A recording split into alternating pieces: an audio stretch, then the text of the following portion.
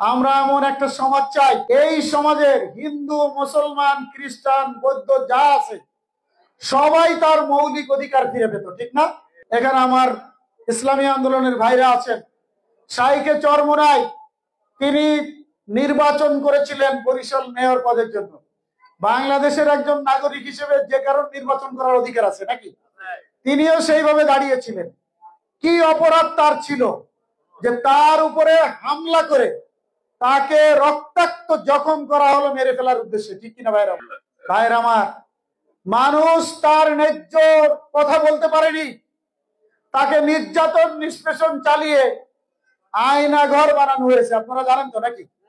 জেলখানার মধ্যে থাকলে আত্মীয় স্বজন দেখা করতে পারে, কিন্তু গুম করে নিয়ে তাকে এমন জায়গায় রাখা হয়েছে সেখানেই সে মৃত্যুবরণ করেছে। বুঝতে পেরেছেন? সেই ধরনের একটি অবস্থা সেখানে তৈরি হয়েছিল ভাইরা। এইরকম একটি বিভীষিকাময় অবস্থার মধ্যে দিয়ে আমরা সময় কাটিয়েছি। আমরা আগামী দিনে সুন্দর একটি বাংলাদেশ গঠন করতে চাই, যেখানে কোনো আয়না ঘর থাকবে না, ঠিক তো ভাইরা আমার?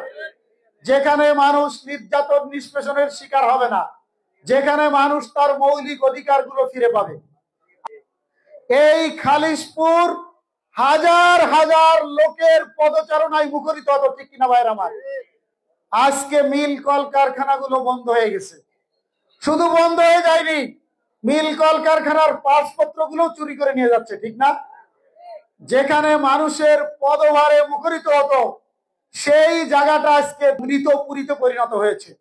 আমার শ্রমিক ভাইরা যারা সারাদিন পরিশ্রম করে হালাল পয়সা ইনকাম করে, তারা আজ হাজার হাজার শ্রমিক বেকার হয়ে গেছে, ঠিক তো ভাইরা আমার? শ্রমিকদের যে ন্যায্য পাওনা ছিল সেই বকেয়াটাও ঠিক মতো পরিশোধ করা হয়নি। এখানে বিদ্যুৎ কেন্দ্র ছিল যেটা 330 মেগাওয়াট, সেটাও বন্ধ হয়েছিল। আজ আমি আপনাদেরকে বলতে চাই, এই মানুষগুলো চেহারার দিকে তাকালে চোখ দিয়ে পানি চলে আসে। তাদের সংসার পরিচালিত হচ্ছে না ঠিক মতো, সন্তান সন্ততিকে মানুষ করতে পারছে না, আরো হাজারো সমস্যা নিয়ে তারা চলছে।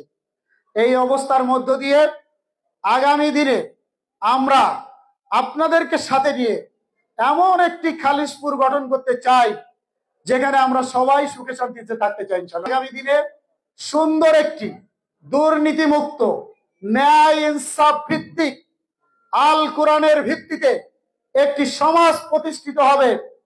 ওই জাতীয় সংসদ থেকে আইন পাস হয়ে সমাজে প্রয়োগ হবে, তখনই মানুষ সুখে শান্তিতে থাকতে পারবে ইনশাআল্লাহ। আপনারা 11 নম্বর ওয়ার্ডবাসী, আপনারা এইখানে বসবাস করছেন।